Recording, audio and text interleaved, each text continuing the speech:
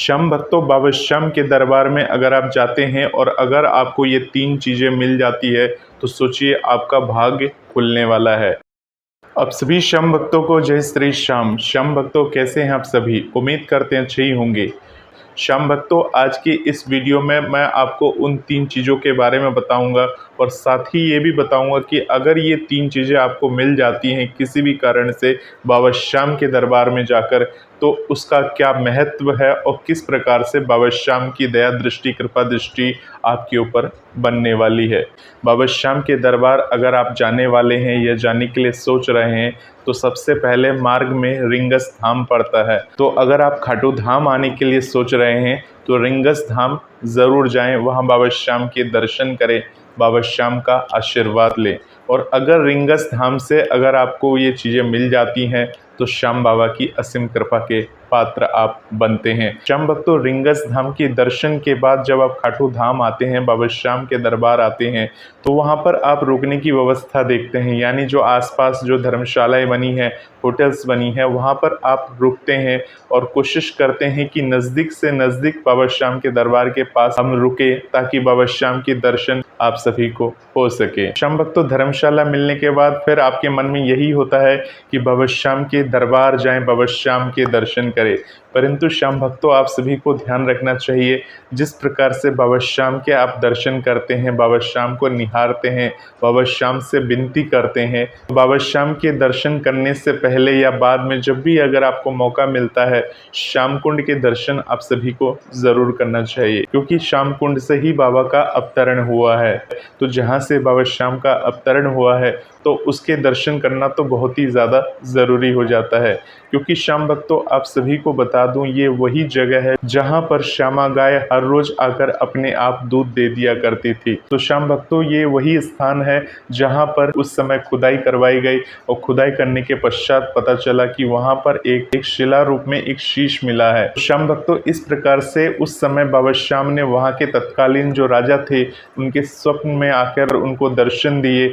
और उन्हें अपने बारे में पूरी बात बताई और उसके बाद उस शीश की विधि पूर्वक स्थापना करवाई गई। तो श्याम भक्तों, ये वही स्थान है जिसे हम श्याम कुंड के नाम से जानते हैं और आज भी श्याम कुंड का जल इतना पवित्र माना जाता है, इतना चमत्कारिक माना जाता है कि कोई भी अगर एक बार श्याम कुंड में पहुंचकर बाबा श्याम के उस जल से स्नान करता है तो ऐसा माना जाता है कि बाबा श्याम की कृपा उसके ऊपर हमेशा बनी रहती है, क्योंकि ये एक चमत्कारिक जल है। तो श्याम भक्तों, जब भी समय मिले बाबा के दरबार पहुँचे, अगर रास्ते में श्याम कुंड है तो सबसे पहले श्याम कुंड के दर्शन करें, उसके जल का छींटा अपने माथे के ऊपर ज़रूर ले। उसके बाद बाबा के दरबार के दर्शन कर सकते हैं, आलू सिंह जी महाराज जी के दर्शन कर सकते हैं। इस प्रकार से आपकी यात्रा संपूर्ण मानी जाती है। तो श्याम भक्तों, जब आप बाबा श्याम के दरबार में यानी कि लाइनों में प्रवेश कर जाते हैं, तो लाइनों में प्रवेश करने के बाद आपको ये 3 चीज़ें अगर मिल जाती है तो समझ लीजिए आपकी वो यात्रा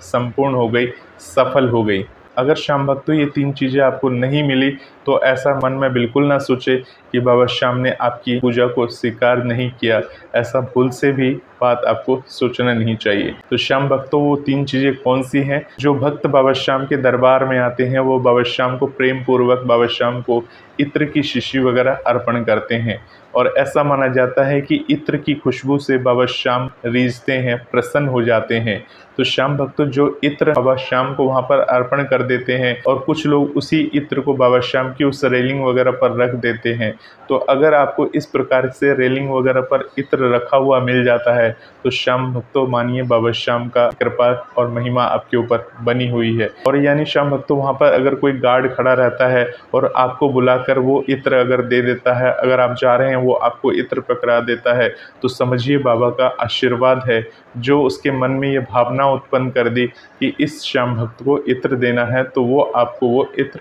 पकड़ा देता है बिना मांगे। और अगर आप मांग के लेना चाहें तो मांग के भी ले सकते हैं, क्योंकि ऐसा माना जाता है प्रसाद को हमेशा मांग कर ही लेना चाहिए। अगर बिन मांगे मिल जाए तो सोने पे सुहागा है, और अगर मांग के ले ले तब मिल जाए तो बाबा श्याम की कृपा है, क्योंकि बाबा श्याम ने उसके मन में ऐसी बात डाली जिसके कारण से उसने आपको वो इत्र की शीशी पकड़ा दी। परंतु श्याम भक्तों, जब आपको वो इत्र की शीशी मिल जाती है और जब आप उसे अपने घर में लेकर आते हैं तो बहुत सारे श्याम भक्त का ये सवाल होता है, बहुत सारे श्याम भक्त ये कन्फ्यूज़न में रहते हैं, अब उस इत्र को लाने के बाद क्या करें। जो हमारे घर में बाबा श्याम विराजमान है, क्या उस इत्र को बाबा श्याम को लगा सकते हैं या खुद को लगाना है, या बाबा श्याम को भी लगा दें इत्र, उसके बाद खुद को भी लगा ले, तो क्या करना चाहिए। क्योंकि बहुत सारे लोग बोलते हैं कि आप बाबा श्याम को लगा लें फिर अपने आप को लगा लें। बहुत सारे लोग कहते हैं कि इस इत्र को नहीं लगाना चाहिए, खुद को ही लगाना चाहिए। तो ऐसे बहुत सारे वीडियोस लोग डालते हैं जिसके कारण से बहुत सारे भक्त परेशान हो जाते हैं, दुखी हो जाते हैं और उन्हें समझ में नहीं आता कि हमें क्या करना चाहिए। तो श्याम भक्तों, आपकी इस कन्फ्यूज़न को मैं दूर कर देता हूँ। श्याम भक्तों, अगर प्रसाद के रूप में अगर उस इत्र को अपने घर में लेकर आए हैं और अगर आपको ऐसा लगता है कि नहीं उस इत्र को बाबा श्याम के लिए ही रखना है, चूँकि श्याम भक्तों वो प्रसाद है और आपको मिल चुका है, किसी भक्त के द्वारा चढ़ाया गया वो प्रसाद है। अगर आप उस इत्र की शीशों को अपने साथ अपने घर में लाते हैं और लाने के बाद आप ये सोचते हैं कि इस इत्र को बाबा श्याम को ही लगाना है, तो उस इत्र को बाबा श्याम को ही फिर लगाना चाहिए। उसे ऐसा नहीं कि बाबा श्याम को लगाने के बाद अपने ऊपर छिड़क लिया, अपने ऊपर लगा लिया। ऐसी भूल आपको नहीं करनी चाहिए, क्योंकि बाबा श्याम के दरबार से मिला हुआ वो प्रसाद रूप में है और जिस भक्त ने उस प्रसाद को चढ़ाया है, जो आपके हाथ में प्रसाद के रूप में आया है, तो बाबा श्याम की जो महिमा होती है, जब आप बाबा श्याम को वो इत्र अर्पण करते हैं, यानी खुद को न लगा के बाबा श्याम को आप उस इत्र को अर्पण कर रहे हैं, तो उसकी महिमा उस भक्त को जाती है जिस भक्त ने बाबा श्याम को वो इत्र अर्पण की है। अब आप समझ गए होंगे मेरी बात, यानी कि प्रसाद में मिली हुई चीज़ को प्रसाद के रूप में ही बाबा श्याम को अर्पण कर रहे हैं, तो उसकी महिमा उस भक्त को चली जाती है जिस भक्त ने उस इत्र को अर्पण किया होगा, जिसे आप अपने साथ घर लेकर आ गए हैं। श्याम भक्तों, अगर आप ऐसा चाहते हैं तो आप ऐसा कर सकते हैं, क्योंकि आप तो सिर्फ उस इत्र को लेकर आए हैं, उसमें आपका क्रेडिट कुछ भी नहीं है। यानी कि आपका क्रेडिट इतना ही है कि बाबा श्याम के दरबार से आपको वो आशीर्वाद के रूप में मिला था, अब बाबा श्याम को ही अर्पण कर रहे हैं। तो जो आप लेकर आए उसके बाद बाबा श्याम की सेवा कर रहे हैं, उसकी महिमा तो आपको मिलेगी ही मिलेगी, परंतु बाबा श्याम को इत्र अर्पण कर रहे हैं तो उस भक्त को भी उसकी महिमा मिलेगी जिसने बाबा को वो अर्पण किया था। इसलिए श्याम भक्तों, ऐसा माना जाता है कि अपने धन को खर्च करके भगवान की सेवा में लगाएं। यानी कि श्याम भक्तों, अगर इत्र अर्पण करना है तो अपने पैसे से खरीद कर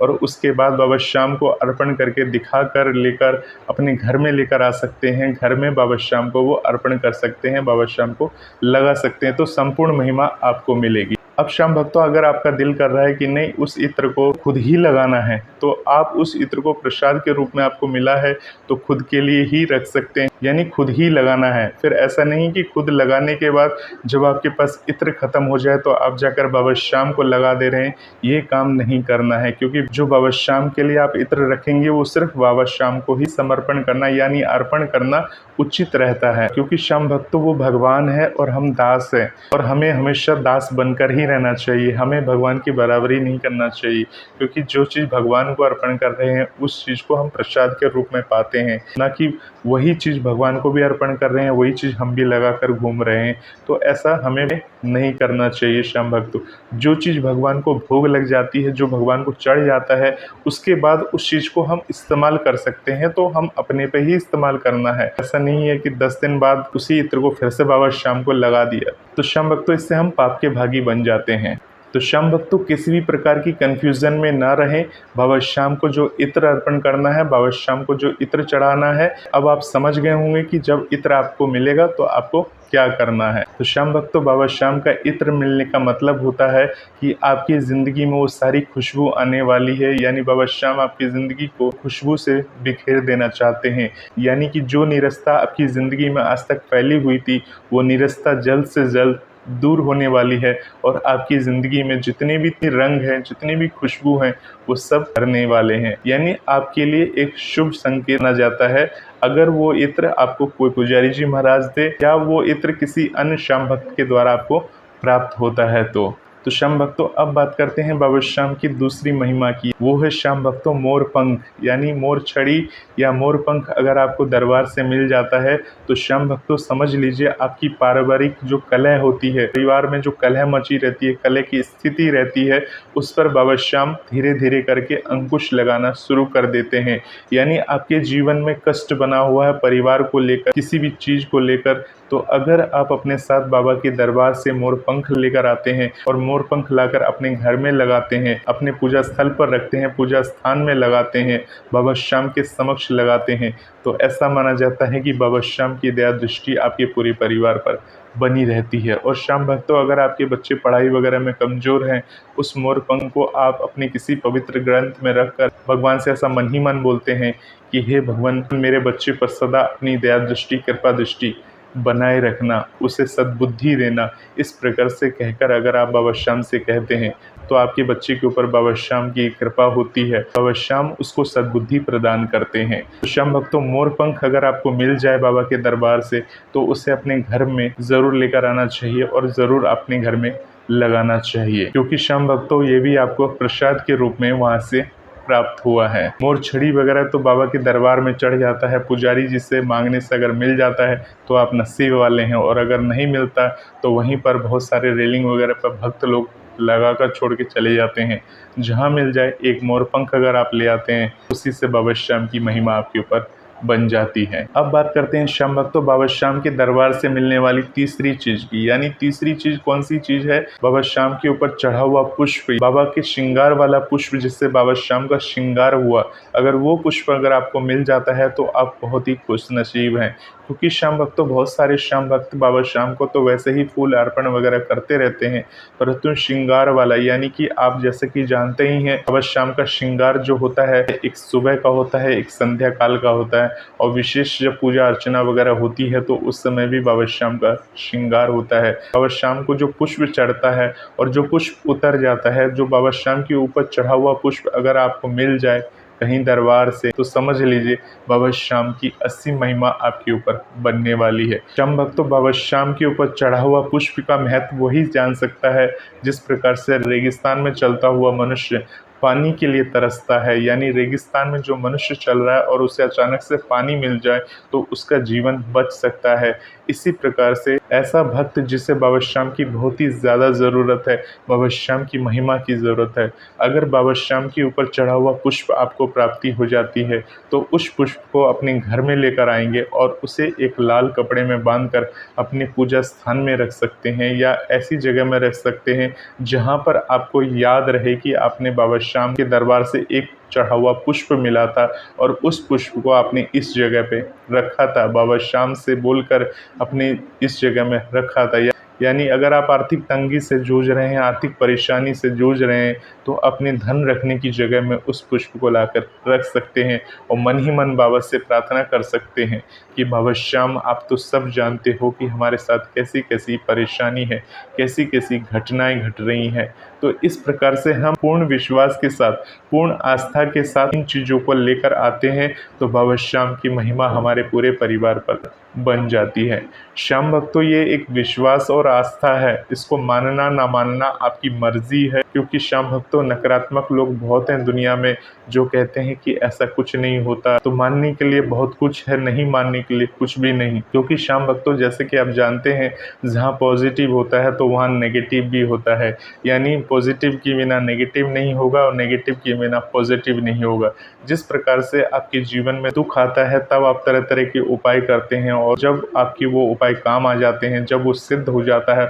और जब आपके काम बनने लगते हैं तो सुख की प्राप्ति आने लगती है, और जैसे ही सुख की प्राप्ति आने लगती है तब आपको समझ में आता है कि उसकी महिमा क्या है। तो श्याम भक्तों ये बाबा श्याम से जुड़ी ही चीज़ें हैं, बाबा श्याम से जुड़ी हुई बातें हैं। जो भक्त मानता है बाबा श्याम उसकी मनोकामनाओं को जल्द पूर्ण करते हैं। तो श्याम भक्तों एक बार विश्वास करके, पूर्ण बाबा का ध्यान करके,